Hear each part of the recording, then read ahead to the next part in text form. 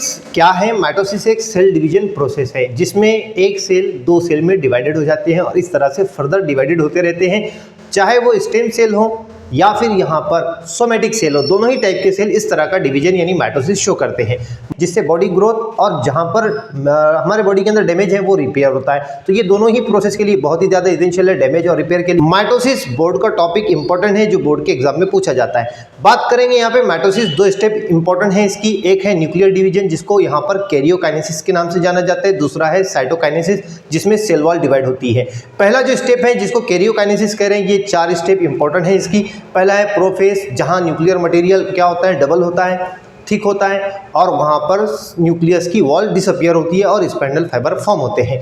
दूसरी स्टेप जिसको मेटाफेस कहते हैं। मेटाफेस में क्या होता है? मेटाफेस में जो न्यूक्लियर मटेरियल है वो सेंटर में लाए होता है और वहाँ पर स्पाइंडल फाइबर से क्रोमोसोम बाइंड होते हैं।